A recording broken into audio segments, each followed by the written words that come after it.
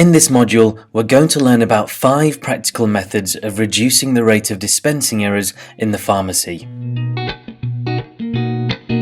This is always a hot topic in the pharmacy world and has recently come to light with a couple of significant dispensing errors we've seen on the news.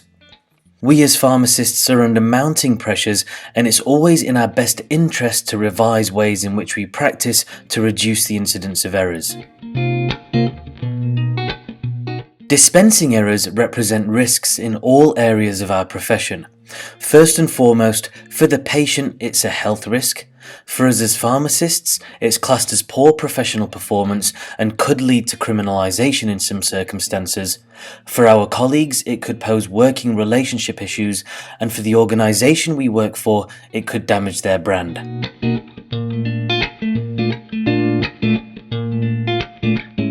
One of the biggest underlying causes of dispensing errors is stress and being overworked.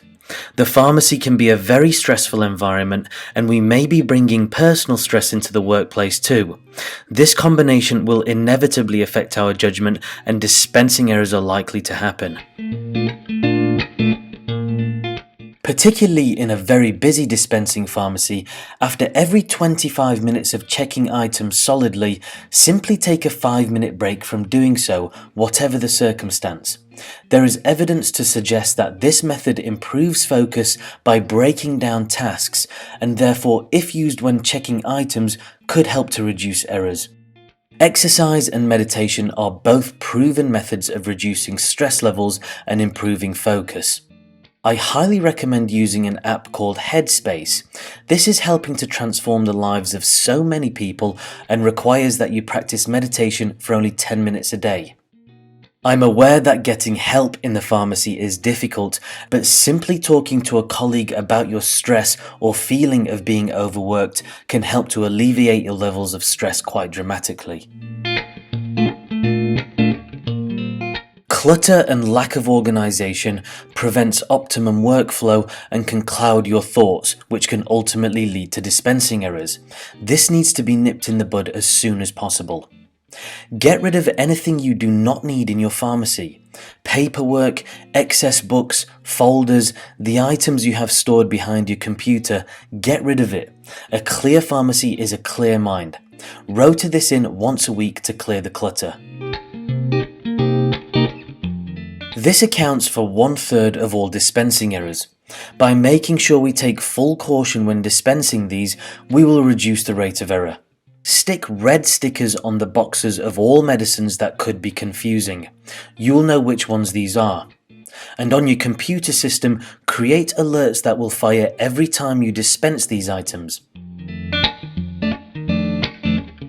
As a locum, I've seen such a variety of procedures, but one thing that I think should be mandatory is intervening upon handing out medication. This can be done by the dispenser or pharmacist, and it's a simple case of asking the patient to look in their bag to see if they have the correct medication before they leave the pharmacy.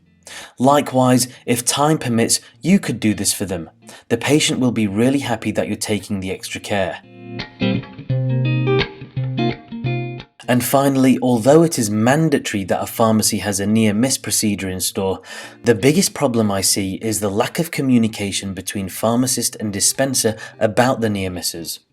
Take the dispenser into the consultation room and talk to them about why they might be making errors, and work together to find a solution to reduce the rate of occurrence.